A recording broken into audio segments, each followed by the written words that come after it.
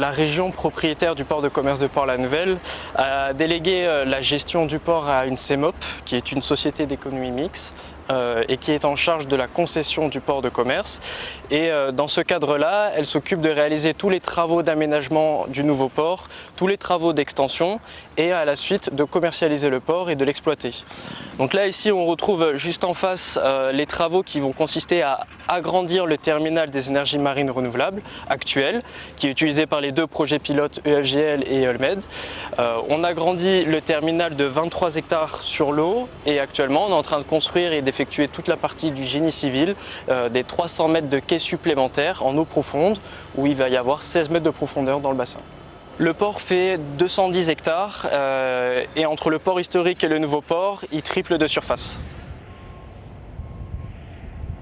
Au sein de la CEMOP, qui est une société d'économie mixte à opération unique, un modèle assez particulier pour un port en France où on retrouve une gestion privée à 51%, portée par un consortium appelé Nouvella, et de l'autre côté, on retrouve des actionnaires publics à hauteur de 49%, avec la région Occitanie à 34% et la Caisse des dépôts à 15%.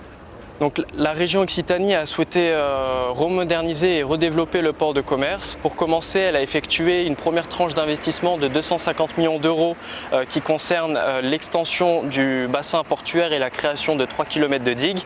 Et à la suite de ça, la CEMOP de Port-la-Nouvelle continue d'investir 350 millions d'euros supplémentaires à travers 3 axes de développement majeurs. On retrouve la création d'un poste de vrac liquide, une jetée qui est construite au fond du port. On retrouve la création d'un terminal multimodal et multivrac pour traiter du trafic conventionnel. Là actuellement où il y a les 2 flotteurs du projet EFGL. Et enfin, on retrouve l'axe de développement qui concerne l'éolien en mer flottant avec l'agrandissement du terminal pour accueillir toutes les activités d'un projet de demain. La CEMOP a été mise en place en 2021 et au démarrage on était 5-6 personnes et à présent on est déjà plus d'une vingtaine. Les prochains projets, c'est répondre aux projets formulés par l'État. Donc, tout premièrement, l'appel d'offres numéro 6 qui concerne la création de 15 éoliennes supplémentaires à horizon 2030-2032.